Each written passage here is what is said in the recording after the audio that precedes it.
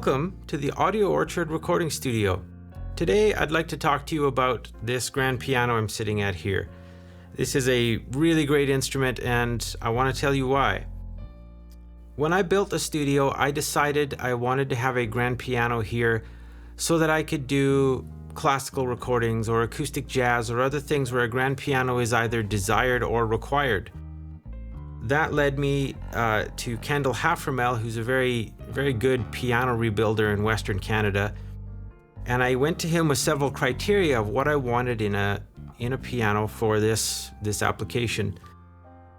The first criteria was 7 foot or bigger. I wanted the longer strings for low end tone production. So he helped me find this 1984 Baldwin SF-10 semi-concert grand. It is a 7 foot, and we imported it from Texas where another piano rebuilder had it, and we shipped it to Calgary. Then Kendall had it for almost a year, where he set to work doing a very long list of modifications to the instrument to really turn it into something quite special.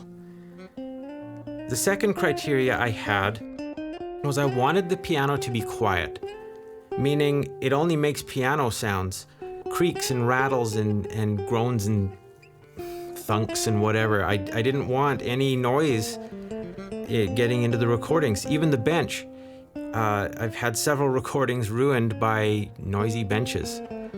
So he found me a really sturdy, comfortable, quiet bench. And then he did a bunch of stuff inside the piano, working with all the moving parts and the pedals and the action and all of that stuff to make sure that it was as quiet as possible. And I'm pleased to say it is. As we record this, the piano never makes any noises that you don't want. So that makes it very easy to work with just from a pragmatic point of view. Tone, I wanted a piano with a really rich, low-end tone production. A lot of pianos out there tend to be quite bright, maybe even brittle sounding. But my favorite pianos are always the ones that really have a robust low end. This piano really does. It's one of the reasons we chose this particular piano in the first place. It already had that characteristic, and then he did several things to make that even more so. And yeah, it really has a rich, warm sound, but also still really clear transients and clear top end. So it's kind of, in my opinion, perfect. It records beautifully. Stability. I wanted the piano to stay in tune. I can't have a tuner out every couple days, every week, every 2 weeks. Depending on what we're doing, I need the instrument to stay in tune all the time. So that was another reason we chose the Baldwin instrument, because they are evidently known for being stable. Then we put a humidifier system in it, and the room is also humidified. And the result is, even after 2 or 3 months, where I usually have it tuned every month or two, but even after 3 months, it's only out by a couple cents. It stays in tune really well, which means it's just always ready to go, which is, again, very pragmatic. When you never know what you're going to be doing, having the instrument that's in tune and ready is really important. Then I wanted it to be easy to play, not meaning a light touch, but meaning very easy to express on. That led us to the whole touch design thing, where Kendall actually replaced all of the key mechanisms, all the action, with composite parts and custom hammers and so many other things, and went to great lengths to make sure that the key weight and inertia was extremely consistent across the whole keyboard. And you can really feel it when you sit at this and play it. You can play it so softly and every note comes out just right. Or you can dig in and it sounds huge. It really responds to the player beautifully. And everybody who's come here to play this has made that same comment. It just lets them do what they want to do. And in fact, at times it brings something new out of the player that they didn't even know they had in them. So as a creative tool, the playability of this instrument is really quite something, and I'm just so pleased with that aspect of this, and again, so is everyone else who's played it.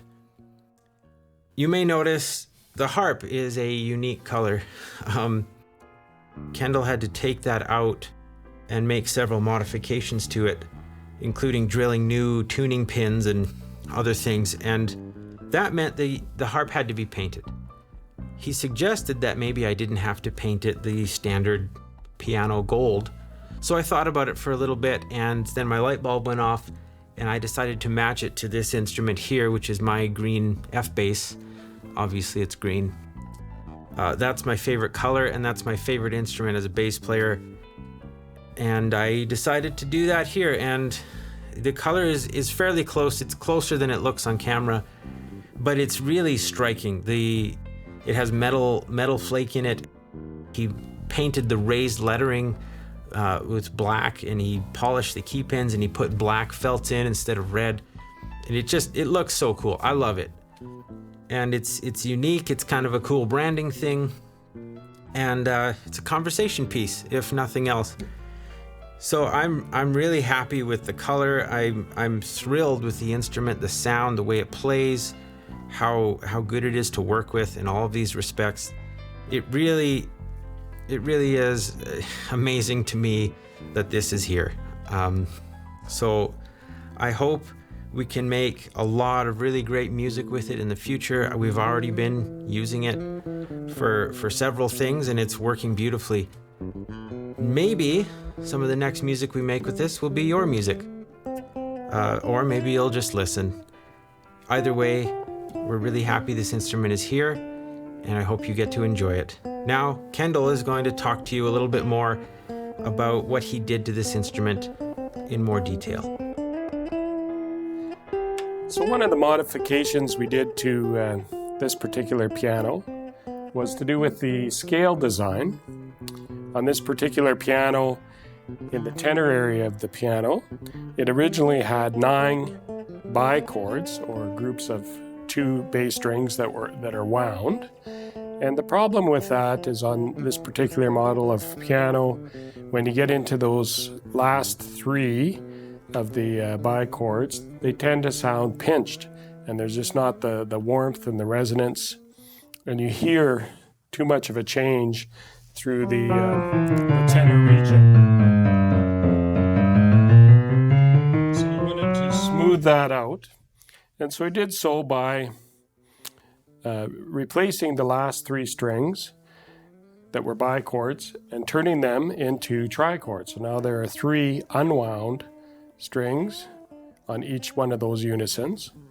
And to do that, it required drilling through the cast iron frame and adding in a tuning pin for each one of those notes. It required modifications to the bass bridge. Of course, the A graphs were all changed anyways, so that wasn't a problem. And this piano, originally the harp itself was in quite a state. And so with the desire to have a custom finish on the plate that would be branded for the recording studio, we knew all of that was going to be covered up, so it made it really easy to make this modification. The other part of the string scale redesign was hybrid rescaling, in which we analyze all of the strings and the string lengths and the termination points, and then through the use of computer, we rescale the piano. We used a couple different types of piano wire that have different properties, and we played with the sizes a little bit to just add more warmth and resonance to the piano. And you can hear now that the piano is very, very smooth through this tenor section.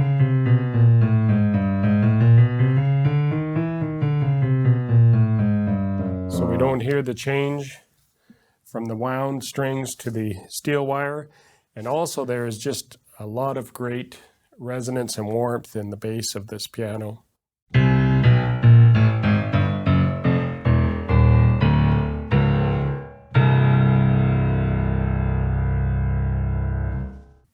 And if you listen to this section of the piano,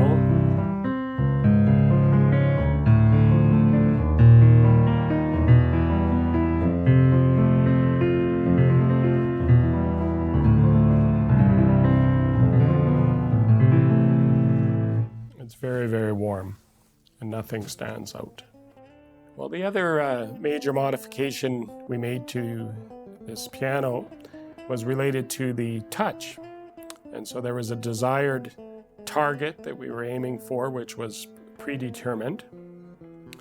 And once we had that target, then we took a step back and we said, okay, what is the sound that we want to produce for recording?